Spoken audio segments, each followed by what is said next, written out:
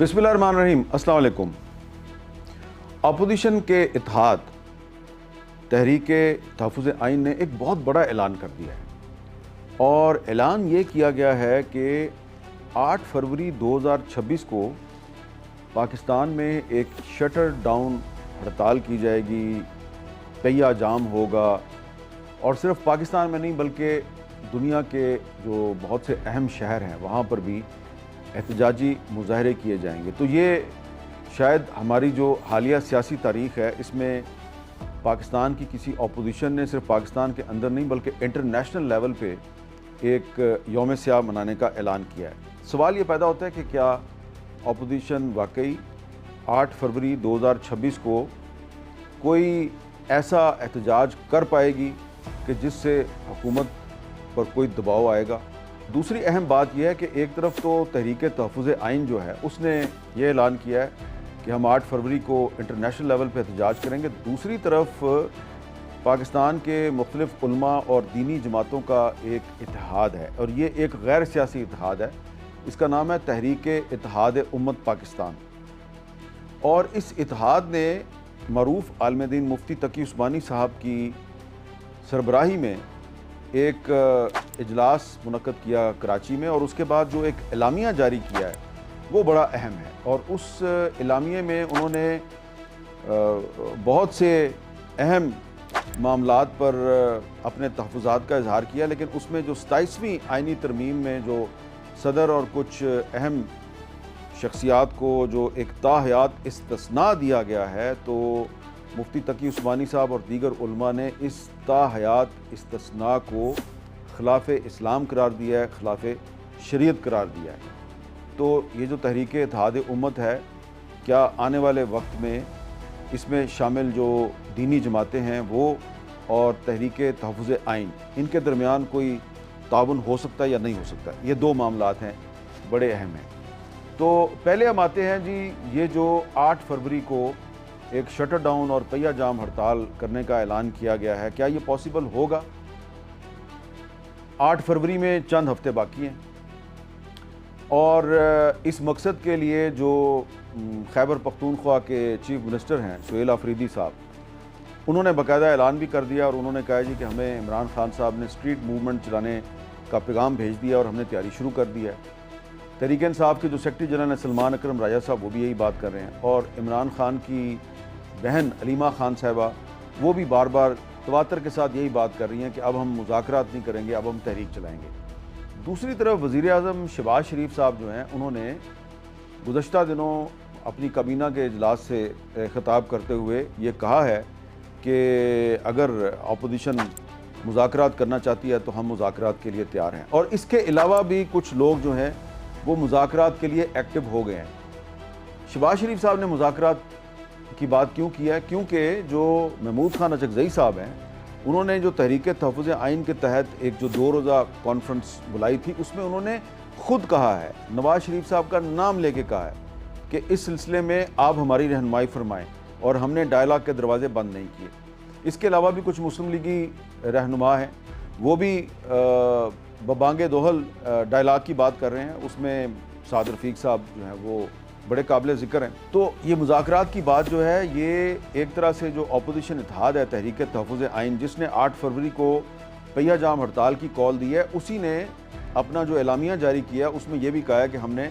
Dialogue के लिए अपने दरवाजे बंद नहीं किए और नवाज़ शरीफ साहब से कहा है कि आप कोई किरदार अदा करें। अब यहाँ पर एक बड़ा हमें वाज़े एक फ़र्क नज़र आ रहा है कि महमूद खान अचकज़ई साहब जो हैं वो तहरीक भी चलाना चाह रहे हैं, लेकिन इसके साथ ही साथ वो चाह रहे हैं कि हम मुज़ाकरात भी करें और अगर हुकूमत जो है वो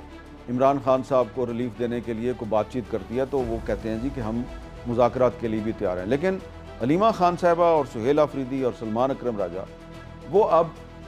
मूवमेंट की बात कर रहे हैं, वो तहरीक की बात कर रहे हैं। तो क्या होगा? तहरीक चलेगी या मुज़ाकरात होंगे? हमारी जो इन्फॉर्मेशन है, तहरीक इंसाफ के जो मुख्तलिफ रहनुमा हैं उनसे जो बातचीत हुई है, इन्फॉर्मेशन यही है कि तहरीक इंसाफ जो है वो अब हुकूमत के साथ मुज़ाकरात में बिल्कुल संजीदा नहीं है और जो वज़ीर आज़म की तरफ से भी जो मुज़ाकरात की दावत दी गई है, तहरीक इंसाफ का ख्याल है कि ये हमें तहरीक चलाने से रोकने की एक कोशिश है। अब फ़र्ज़ करें कि मुज़ाकरात नहीं होते तो क्या होगा? 8 फरवरी से पहले हुकूमत जो है वो क्या कुछ कर सकती है? हुकूमत के पास बहुत से ऑप्शंस हैं। एक तो हुकूमत जो है वो बड़ी तेज़ी के साथ ये कोशिश कर रही है कि जो सुहेल आफरीदी साहब के ख़िलाफ़ पहले से बहुत से मुकदमात कायम हैं, तो इन मुकदमात की रोशनी में उनको किसी अदालत से सज़ा दिलवाई जाए और उनको नाअहल कर दिया जाए। तो जिस तरह के उमर अयूब साहब को और ज़रताज गुल साहिबा को और बहुत से जो तहरीक इंसाफ के MNAs हैं उनको नाअहल किया गया है, बहुत से जो उनके पंजाब असम्बली में MPAs हैं उनको नाअहल किया गया है। तो अगर सुहेल आफरीदी साहब को भी नाअहल कर दिया जाता है तो क्या होगा? यहाँ तक कि अगर सुहेल आफरीदी साहब को गिरफ़्तार कर लिया जाता है तो क्या होगा? क्या तहरीक इंसाफ 8 फरवरी की कॉल वापस ले लेगी? लगता ये है कि ऐसा नहीं होगा। और मेरी इत्तला के मुताबिक सुहेल आफरीदी साहब जो हैं उन्होंने पिछले दिनों पेशावर में एक जेल का विज़िट किया था, तो उस विज़िट के दौरान बाज़ जो इस्लामाबाद के जो अरबाब इख्तियार हैं वो ये दावा कर रहे हैं कि उस विज़िट के दौरान उन्होंने कुछ ऐसे सज़ा याफ्ता लोगों से भी मुलाकात की जिनका कि मुंशियात की स्मगलिंग वगैरह से भी ताल्लुक़ है, यानी कि सुहेल आफरीदी साहब का ड्रग माफिया के साथ भी ताल्लुक़ जोड़ने की कोशिश होगी। तो एक तो उन पर पहले से बहुत से मुकदमात दर्ज हैं, दूसरा ड्रग माफिया के साथ भी उनका जो है ताल्लुक़ उसको डिस्कवर करने की न सिर्फ कोशिश की जा रही है बल्कि इस डिस्कवरी के बाद उन पर कोई नया मुकदमा भी कायम किया जा सकता है और इल्ज़ाम लगा दिया जाएगा कि जी इनका ताल्लुक़ ड्रग माफिया के साथ है। तो फ़र्ज़ करें कि वो डिस्क्वालीफाई हो जाते हैं और वो चीफ़ मिनिस्टर नहीं रहते खैबर पख्तूनख्वा के, तो मुझे नहीं लगता कि उनकी जगह पे जो नया चीफ़ मिनिस्टर आएगा वो 8 फरवरी की कॉल को वापस ले लेगा। कुछ वफाकी हुकूमत के ज़राए ये भी कहते हैं जी कि हमारे पास खैबर पख्तूनख्वा में गवर्नर राज लगाने का ऑप्शन भी मौजूद है। तो सुहेल आफरीदी साहब और उनकी जो काबीना के अरकान है वो कह रहे हैं जी 100 बिस्मिल्लाह, गवर्नर राज लगाना है आप लगाएं। तो ऐसा लग रहा है कि ये जो वज़ीर आज़म की तरफ से जो मुज़ाकरात की दावत दी गई है ये काफ़ी ताख़ीर से दी गई है और तहरीक इंसाफ जो है वो अब मुज़ाकरात में संजीदा नज़र नहीं आ रही। अगर असद कैसर साहब या कुछ और लोग जो हैं उनकी कोशिशों से महमूद खान अचकज़ई और जो तहरीक तहफ़्फ़ुज़ आइन के जो दीगर रहनुमा है उनकी वफाकी हुकूमत के साथ इंगेजमेंट शुरू भी होती है, तो जो सुहेल आफरीदी ने ऐलान कर दिया है कि हमने अब स्ट्रीट मूवमेंट चलानी है, तो ये 8 फरवरी की कॉल फ़िलहाल तो वापस होती हुई नज़र नहीं आ रही। और मेरी इन्फॉर्मेशन के मुताबिक जो सुहेल आफरीदी साहब हैं उनकी स्ट्रेटजी ये होगी कि पहले मरहले में वो इस्लामाबाद पे यलगार तो नहीं करेंगे, वो कोशिश ये करेंगे कि जो खैबर पख्तूनख्वा है इसकी तमाम सड़कें बंद कर दी जाएं, तमाम रास्ते बंद कर दिए जाएं, क्योंकि अब अगर खैबर पख्तूनख्वा को आने जाने वाली सड़कें भी बंद कर दी जाएं और वहाँ से गुज़रने वाली सड़कें भी बंद कर दी जाएं तो इसका काफ़ी असर पड़ता है और पाकिस्तान के चारों सूबों से जो कनेक्शन है खैबर पख्तूनख्वा का वो मुनक़ते हो सकता है। और जो हैवी ट्रांसपोर्ट है जो कि पाकिस्तान की मुख्तलिफ़ शाहराहों से खैबर पख्तूनख्वा आती जाती है या खैबर पख्तूनख्वा से बहुत सी कौमी शाहराहें गुज़रती हैं, अगर वो भी बंद कर दी जाएँ तो इसका पाकिस्तान की इकॉनमी को भी काफ़ी नुकसान होगा। तो लग ये रहा है कि आने वाले दिनों में जो तहरीक इंसाफ है और हुकूमत है उसकी जो मुहाज़राई है उससे सूबे और जो मरकज़ के ताल्लुकात हैं वो शदीद मुतासर हो सकते हैं। अब इसमें एक सवाल ये पैदा होता है कि मौलाना फजलुर रहमान साहब का ताल्लुक़ भी खैबर पख्तूनख्वा से है, तो क्या वो आने वाले दिनों में तहरीक तहफ़्फ़ुज़ आइन या तहरीक इंसाफ से कोई ताउन करेंगे? अभी फ़िलहाल तो जो तहरीक इत्तेहाद उम्मत है उसने जो एक बड़ा तफसीली एलामिया जारी किया है उसमें तो सिर्फ़ कुछ अहम मामलात पे तहफ़्फ़ुज़ात का इजहार किया गया। ये नहीं कहा गया कि हम कोई तहरीक चलाएँगे और बड़े मोहतात अंदाज में ये कहा गया है कि 27वीं तरमीम के ज़रिए सदर ममलकत और कुछ जो दीगर शख्सियात हैं उनको जो इस्तिस्ना दिया गया है ये गैर इस्लामी है। तो मैं कुछ और जो मामलात हैं उसकी तरफ भी आपकी तवज्जो दिलाना चाहता हूँ कि जो तहरीक इत्तेहाद उम्मत है वो सिर्फ 27वीं तरमीम पे उन्होंने एक एलामिया जारी नहीं किया। पहले तो मैं आपको ये बता देता हूँ कि ये जो इनका इजलास था इसमें मुख्तलिफ मकातब फ़िक्र के उलमा थे, उसमें अहले सुन्नत भी थे, अहले तशय्युअ भी थे और अहले सुन्नत के भी तमाम मकातब फ़िक्र थे। वहाँ पे बरेलवी भी थे, देवबंदी भी थे, सल्फ़ी हैं वो भी थे और जो अहले तशय्युअ के भी जो तमाम मकातब फ़िक्र हैं उनकी भी नुमाइंदगी थी। और मुफ्ती तकी उस्मानी साहब के अलावा वहाँ पे मुफ्ती मुनीबुर रहमान साहब भी मौजूद थे, अल्लामा रियाज़ हुसैन नजवी साहब भी मौजूद थे, अल्लामा इब्तिसाम इलाही ज़हीर साहब जो कि अल्लामा एहसान इलाही ज़हीर साहब के साहबजादे हैं तो वो भी वहाँ पे मौजूद थे। मौलाना अब्दुल हक हक्कानी सानी ये बड़े अहम हैं क्योंकि ये दारुल उलूम हक्कानिया अकोड़ा खटक जो है उसके अब ये सरबराह हैं। मौलाना हामिदुल हक हक्कानी साहब जो मौलाना समीउल हक के साहबजादे थे और कुछ अर्सा पहले शहीद हो गए, तो ये अब उनके वारिस हैं, उनके सजादा नशीन हैं। इनका नाम जो है वो हज़रत मौलाना अब्दुल हक के नाम पर है जो कि 1970 की असम्बली के रुकन थे और उन्होंने 1973 के आइन की तश्कील में अहम किरदार अदा किया था। मौलाना अब्दुल हक साहब जो हैं वो मौलाना समीउल हक के वालिद थे। तो इस इज्तिमा में मौलाना फजलुर रहमान भी मौजूद थे और दारुल उलूम हक्कानिया अकोड़ा खटक के जो इस वक्त सरबराह हैं मौलाना अब्दुल हक हक्कानी सानी ये भी मौजूद थे। इसका मतलब है कि JUI के दोनों ग्रुप जो हैं वो मुफ्ती तकी उस्मानी साहब के इस बुलाए गए इजलास में मौजूद थे। पीर नूरुल हक कादरी साहब जो इमरान खान साहब की हुकूमत के वज़ीर थे और कबायली इलाके में जो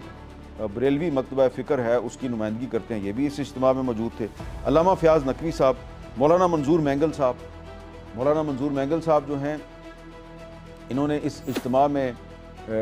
TLP की जो क़यादत है उसकी जो गुमशुदगी है उसका भी मसला उठाया और ये भी बड़े अहम आलिम दीन है। तो इसके अलावा भी बहुत से उलमा थे जिनके अगर मैं नाम लेना शुरू करूँ तो काफ़ी लंबी फहरिस्त है। तो ये तमाम मकातब फ़िक्र की यहाँ पे नुमाइंदगी थी। तो इन्होंने जो एलामिया जारी किया है वो एलामिया 27वीं तरमीम से शुरू नहीं होता, वो 26वीं तरमीम से शुरू होता है जिसकी कि मौलाना फजलुर रहमान ने भी हमायत की थी और मुफ्ती तकी उस्मानी साहब ने भी हमायत की थी। और इस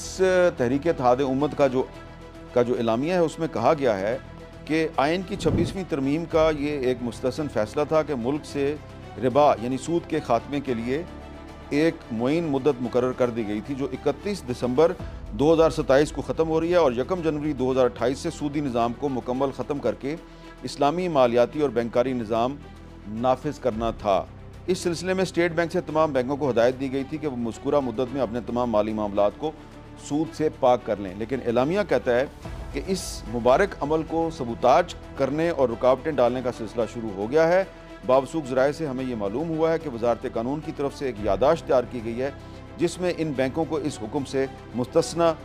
करने की तजवीज़ पेश की गई है। तो एक तो सबसे अहम तहफ़्फ़ुज़ तहरीक इत्तेहाद उम्मत पाकिस्तान का ये है कि जो 26वीं तरमीम थी उस पर आप अमल दरामद से गुरेज़ का रास्ता तलाश कर रहे हैं और इकॉनमी जो है हमारी मईशत है उसको सूद से पाक करने में आप संजीदा दिखाई नहीं दे रहे। और दूसरा उसके बाद फिर उन्होंने 27वीं तरमीम का जिक्र किया है कि हाल ही में दस्तूर पाकिस्तान में 27वीं तरमीम इंतहाई उजलत में मंजूर की गई। इस तरमीम में मुतअद्दिद अमूर अदलिया की आज़ादी पर कदगन के हुक्म लगाए गए हैं, लेकिन एक बात कुरान और सुन्नत से सराहतन मुतसादम है और वो ये कि सदर ममलकत और अफवाज पाकिस्तान के बाद आला मुनासिब फ़ाइज़ अफराद को न सिर्फ उनकी मुद्दत कार में बल्कि ताहयात हर किस्म की फ़ौजदारी कार्रवाई से मुकम्मल इस्तिस्ना दिया गया है, जिसका मतलब ये है कि उनके काम छोड़ने के बाद भी ज़िंदगी भर वो हर किस्म के जुर्म की बाज़पुर से आज़ाद रहेंगे। ये इस्तिस्ना कुरान करीम के बिल्कुल ख़िलाफ़ है। आगे एक सूरह निसा की एक आयत का हवाला दिया गया है और ये कहा गया है कि हम एतराफ़ करते हैं कि बुनियानुल मरसूस के मार्का में कामयाबी पर अफवाज पाकिस्तान मुबारकबाद की मुस्तहिक है, लेकिन उनके आला मुनासिब को इस्तिस्ना देना उनके मुनासिब जलीला के शयान शान नहीं है। तो इसके बाद कहानी यहाँ पे ख़त्म नहीं होती है। उसके बाद उन्होंने ये कहा जी कि जून 2025 में इस्लामाबाद में एक कानून नाफिज किया गया है और इसमें 18 साल से कम उम्र लड़के या लड़की के निकाह करने, कराने और निकाह पढ़ाने को काबिल सज़ा जुर्म करार दिया गया है और उसके लिए सख्त सज़ाएँ मुकर्रर की गई हैं। तो ये कहा गया है कि इस्लाम में निकाह की कोई उम्र मुकर्रर नहीं है, लिहाजा ये जो कानून है ये भी गलत है, तो इस कानून की भी मुखालफत की गई है। आगे चल के जो ट्रांसजेंडर एक्ट 2018 में जो नाफिज हुआ था और कहा गया कि उसे वफाकी शरई अदालत ने कुरान और सुन्नत के ख़िलाफ़ करार दिया था, लेकिन हुकूमत ने इसके ख़िलाफ़ शरीयत एपलेट बेंच में अपील दायर कर दी है, सुप्रीम कोर्ट का शरीयत एपलेट बेंच। तो और ये अभी तक ज़ेरे उल्तवा है और इसमें जो वफाकी शरई अदालत का फ़ैसला है वह मुअत्तल है और कानून फ़िलहाल जूँ का तूँ है। अलबत्ता शुनीद ये है कि पार्लियामेंट की कोई कमेटी इसमें तरमीम पे गौर कर रही है, ये भी इन्होंने एक तहफ़्फ़ुज़ का इजहार किया है। और उसके बाद ये कहा गया है कि हम पाकिस्तान के अंदर मुसल्लह कार्रवाइयों की मुखालफत करते हैं और आगे चल के इन्होंने ये कहा गया कि ये इज्तिमा इस्लामी जमहूरिया पाकिस्तान और अमारत इस्लामिया अफ़गानिस्तान के दरमियान मौजूदा कशीदा हालात पे तशवीश का इजहार करता है। और ये कहा गया जी कि हम अमारत इस्लामिया अफ़गानिस्तान से पुरज़ोर मुतालबा करते हैं कि वह अपनी सरज़मीन को इन मुफसद ग्रोहों और तबकात की माजगा ना बनाए जो वहाँ दस्तियाब सहूलतों से फ़ायदा उठा के पाकिस्तान में तखरीब कारी और दहशत गर्दी करते हैं। तो ये एक बड़ा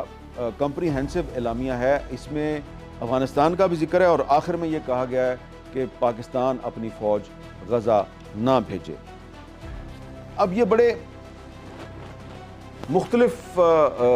मामलात को इकट्ठा करके इस एलामिये में जमा किया गया है। आखिर में जो जिक्र है कि पाकिस्तान अपनी फ़ौज गज़ा ना भेजे, तो हमारी इन्फॉर्मेशन ये है कि फ़िलहाल अभी तक पाकिस्तान ने गज़ा अपनी फ़ौज भेजने का फ़ैसला नहीं किया, लेकिन अभी तक बाकायदा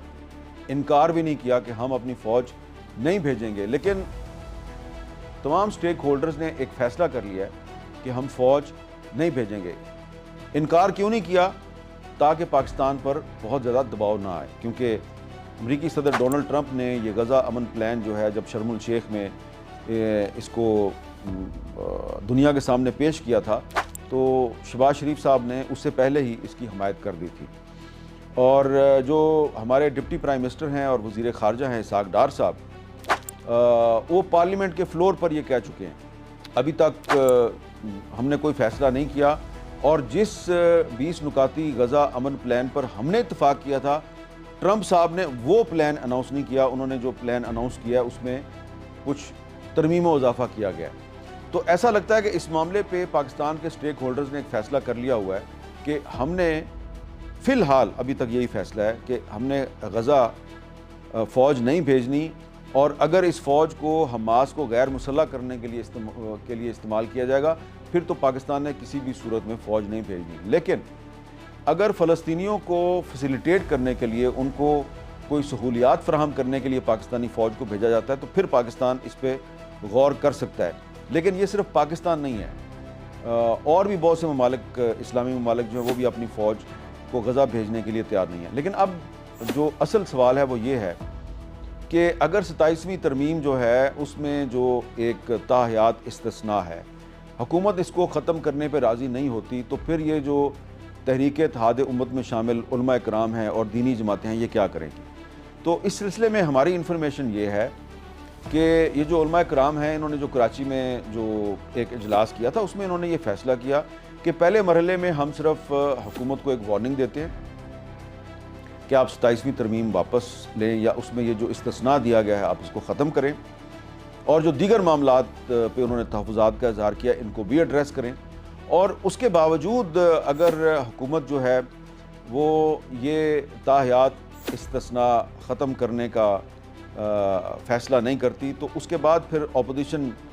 का जो इत्तेहाद है उसके साथ मिलकर एहतजाज पर भी गौर किया जा सकता है। इस सिलसिले में जो तहरीक इंसाफ के सीनियर रहनुमा असद कैसर साहब, उनका मौलाना फजलुर रहमान साहब के साथ रब्ता भी है और आने वाले दिनों में जो JUIF है उसकी और तहरीक इंसाफ की जो लीडरशिप है उनकी एक मुलाकात भी होने वाली है। और अगर ये मुलाकात हो जाती है तो उसके बाद भी हम ये नहीं कह सकते कि जो JUIF है या जो दीगर दीनी जमातें हैं वो तहरीक इंसाफ के साथ मिलकर जो 8 फरवरी की जो हड़ताल की जा रही है वो उसमें शामिल हो जाएंगी। फ़िलहाल तो ऐसा मामला नहीं है, लेकिन हुकूमत जो है वो तहरीक इंसाफ को इंगेज करे या ना करे, उसको तहरीक इत्तेहाद उम्मत को इंगेज करना पड़ेगा। क्योंकि जो मुफ्ती तकी उस्मानी साहब हैं, उन्होंने, या मुफ्ती मुनीबुर रहमान साहब ने, और जो दीगर उलमा कराम हैं, उन्होंने अगर एक बहुत तफसीली एलामिया जारी किया है और उसमें जब वो कुरानी आयात का हवाला दे के ये कह रहे हैं कि ये जो आपने ताहयात इस्तिस्ना दिया है 27वीं तरमीम में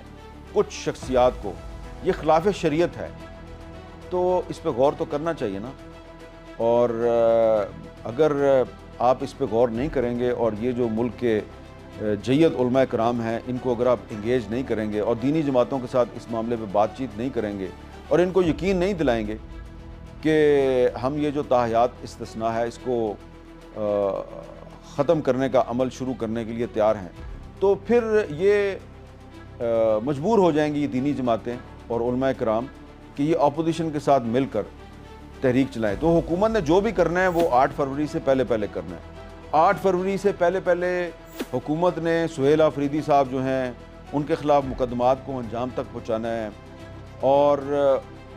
जैसा कि मैंने पहले कहा कि मेरी इन्फॉर्मेशन ये है कि ये सुहेल आफरीदी साहब का ड्रग माफिया के साथ कनेक्शन भी साबित करने की कोशिश कर रहे हैं। तो सुहेल आफरीदी साहब जो हैं उनको डिस्क्वालीफाई करना है, उनको गिरफ़्तार करना है, तहरीक इंसाफ के रहनुमाओं को गिरफ़्तार करके जेल में पहुँचाना है ताकि वो 8 फरवरी की हड़ताल को कामयाब ना बना। ये सारा काम हुकूमत ने 8 फरवरी से पहले करना है और साथ ही साथ जो दीनी जमातें हैं उनको इंगेज भी 8 फरवरी से पहले करना है। तो 8 फरवरी में अब ज़्यादा देर नहीं है। तो जो अपोजिशन इत्तेहाद है जिसमें तहरीक इंसाफ भी है, जिसमें महमूद खान अजगरज़ई साहब भी हैं और भी लोग हैं, तो उनके सामने भी एक बड़ा भारी भरकम एजेंडा है और हुकूमत जो है उसके सामने भी एक बहुत भारी भरकम एजेंडा है। अब देखना ये है कि दोनों में से कौन इस भारी भरकम एजेंडे पर अमल दरामद करने में कामयाब होता है। हुकूमत की कोशिश होगी कि किसी ना किसी तरीके से प्रेशर डाल के तहरीक इंसाफ को और तहरीक तहफ़्फ़ुज़ आइन को मुज़ाकरात पर मजबूर किया जाए। लेकिन जैसा कि मैंने 3 नाम लिए, सुहेल आफरीदी, सलमान अकरम राजा और अलीमा खान साहिबा, ये तो फ़िलहाल किसी किस्म के डायलाग के हक़ में नहीं है। सलमान अकरम राजा साहब पहले डायलाग की बात किया करते थे, लेकिन जब से ये तोशाखाना केस में इमरान खान साहब की एक नई कन्विक्शन हुई है और उनकी मुलाकातों पर पाबंदी लगाई गई है, तो उसके बाद से उनका जो मौक़िफ़ है वो भी काफ़ी सख्त हो गया। और उनका ये ख्याल है कि अब जबकि इमरान खान की तरफ से हमें हदायत दे दी गई है कि अब आप स्ट्रीट मूवमेंट की तैयारी करें, तो अब हमें हुकूमत से कोई ताउन नहीं करना चाहिए। तो अब हुकूमत ने अगर कोई मुज़ाकरात का रास्ता निकालना है तो उसको तहरीक इंसाफ को या इमरान खान को कोई बहुत बड़ा रिलीफ देना पड़ेगा। को बड़ा रिलीफ देंगे तब ही महमूद खान अचकज़ई साहब या असद कैसर साहब या गौहर खान साहब या सलमान अकरम राजा साहब इस पोजीशन में होंगे कि वो इमरान खान को जाकर जेल में बताएं कि जनाब हमें इतना बड़ा रिलीफ मिल रहा है, तो इसलिए हम 8 फरवरी की हड़ताल जो है उसको हम कुछ दिनों के लिए मुलतवी कर रहे हैं। लेकिन मुझे इसका इम्कान या इसका कोई चांस नज़र नहीं आ रहा और ऐसा लगता है कि अभी तक जब मैं ये आपके साथ गुफ्तगू कर रहा हूँ कि आने वाले दिनों में हुकूमत और अपोजिशन के दरमियान तलखियाँ और मुहाजराई में बहुत इजाफ़ा होने वाला है। 2026 जो है वो पाकिस्तान में सियासी इस्तेहकाम और सियासी अमन